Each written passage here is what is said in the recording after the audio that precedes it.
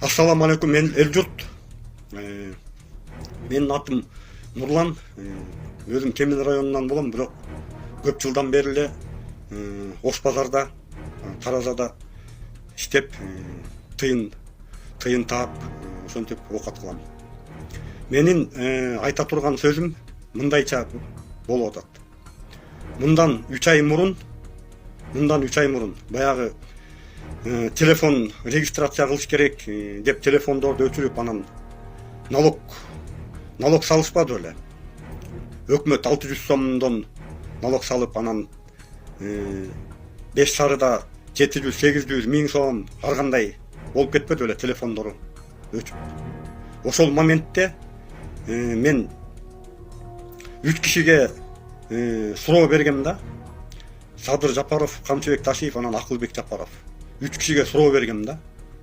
Мен бир бала, бир кызым бар. Балам 4 класс, кызым 2 класс. Анан мен ушинтип эптеп оокат кылып атам, мондай Таразада иштеп 10 сомдон топтоп, балам менен кызыма бир жумада бир барып ушундай оокат кылып атам. Эмне үчүн силер мен баягы өзүм жооп берейин деп айтканымда, ошол моментте өзүм жооп берейин, эмне үчүн силер мен ушинтип кыйналып, ушинтип 10 сомдон топтоп оокат кылып, балам менен кызымды, андан башка деле көйгөйлөр толтура, андан башка деле баягы үзүрү бар туугандарым акыбалымдын баарын түшүндүрүп айтканымда, эмне үчүн мага налог салып атасыңар, телефонду өчүрүп, анан налог алып, акча алып, анан тиги кайра телефонду иштетип дегенде, ошентип айтып ТикТокко жүктөгөндөн кийин 2 күн өткөндөн кийин мага жардам бергендин ордуна кайра ошо видео чыккандан кийин 2 күндөн кийин Ош базардын оозундагы гомго тартып, аяктан түшүнүк кат жаздыртып, 1 саат кармалып гомдо. Анан гомдон чыккандан кийин жарым сааттан кийин кайра тиги ГКМБнын оперлери келип Ош базарга чейин. Анан ошо ГКМБнын оперлери келгенде эле көрсөткөм, мына көрүп алгыла, мен могул жерде 10 тыйындан топтоп оокат кылып атам, көрүп алгыла деп көрсөткөм. 3 келген, бирок бирөө машинада калып, 2 опер келген да.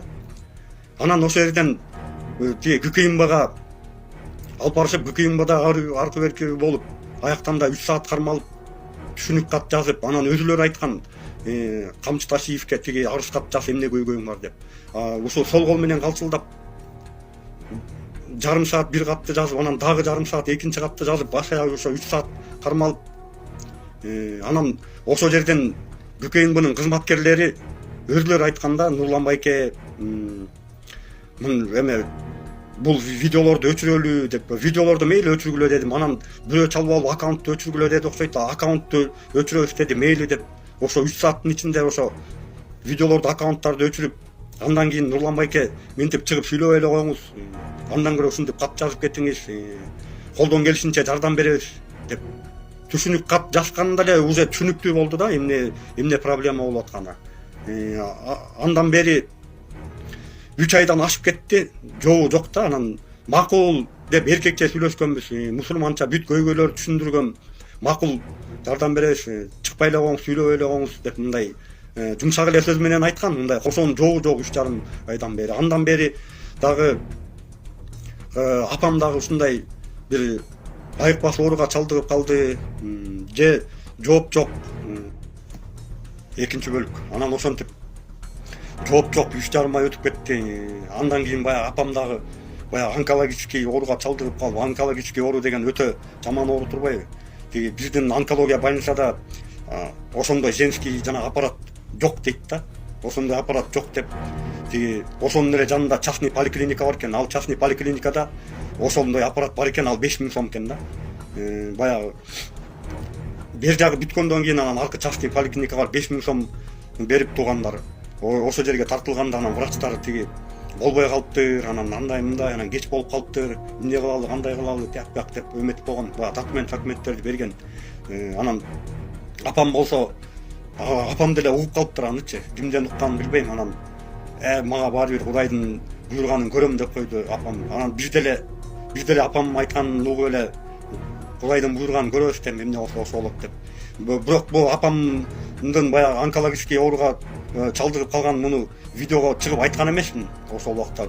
Мындай булар деген центральный аппарат деп коет экен Бишкектеги ГКМ мененчи. Центральный аппараттын балдары Кеминдин ГКМасына чейин чалып айтышыптыр, ушундай биз балаңар кызылдап атат деп. Анан бирок Кеминдин ГКМасына мен видео чыгара элек деле мурун барып эле ушундай болот, жардам берип коңуз деп айтканда макул деп атып, ал жактагы тынчып атат. Бул центральный аппараттагы тынчып атат же жок. Анан бир жолу чалсам тиги Камчыбек Ташиев бошобой жатыптыр. Ошо 3 ай өткөндөн кийин чалсам деле ошентип Камчыбек Ташиев бошобой жатыптыр, андай мындай деп койгон. Макул деп анда деле мейлде унчуккан жокмун. Андан бери 3 айдан ашып 3,5 ай болуп барат да. Анан бул мен эгерде кол бутум соо болуп туруп анан ушинтип жардам сурасам мени сөксөңөр дагы жарашат эле. Анан бир жагынан мен майып, бир жагынан алган пособиям 3000 сом эле, 3000 сом эле алам. Аны деле мейли деп койдум, Кудай берекесин берсин деп койдум. Анан бир жагынан майып болсом, бир жагынан тиги апам жанагындай акыбалда, оор акыбалда жүрсө, Кудайга шүгүр жатып калган жок, бирок аппараттан ошентип чыгарып берип атпайбы. Кеч болуп калыптыр, жарабай калыптыр, болбой калыптыр андай мындай деп. Аны апам Кудайга коюп койду, мен да Кудайга, биз дагы Кудайга койдук. 3-1 тууганбыз. Иним өзүнчө, карындашым өзүнчө да, өзлөрүнчө эле. Мен балам менен кызым кайненемдин колунда. Кайненем кичинекей кезинде эле өзүм багып берем деп алгам, бирок жума сайын баягы акча топтоп алып барып беришим керек аларга. Анан мен айта турган сөзүм ошо токотер жери силер өзүңөр эми баягы ККМдагылар жана Садыр Жапаров, Берки Акылбек Жапаров өзүңөр чыгып сүйлөгөндө жардам беребиз, баягы эл үчүн иштейбиз деп айткан сөзүңөр бар да. Анан баягы билинбей калган, көрүнбөй калган, үнү жетпей калган, угулбай калган баягы майыптарга, оорукчандарга, бейбечараларга, чыныгы муктаждарга карап Алланын ыраазычылыгы үчүн биринчи очередь жардам берип койсоңор, Алла ыраазы болуп, анан силердин да ишиңер оңолуп жакшы болот эле. Биз дагы ошо дуа кылып турабыз. Анан ортодон бир баягы именно мага болбосо дагы, бирок мага деле ошондой сөздөр тийип атат да, баягы сен Кыргызстанга эмне кылып койдуң эле, анан Камчыбек Ташиевдин кандай тиешеси бар бул жерге депчи. Камчыбек Ташиевдин кандай тиешеси бар болгондо ККМдин балдары Ош базарга өзүлөрү келип, өзүлөрү менен бетме бет сүйлөшүп, тиги ККМга чейин барып 3 саат отуруп сүйлөштүм. Өзүлөрү айтты да, минтип чыгып ызылдабай эле коңуз, көйгөйүңүздү өзүбүз чечип беребиз, анан Камчыбек Ташиевге кат жазып таштап коюңуз деп. Ошондон бери 3,5 ай өтүп кетип, жок болуп, мен ошон үчүн неме кылып атам да. Жөндөн жерине чыгып аткан жокмун да.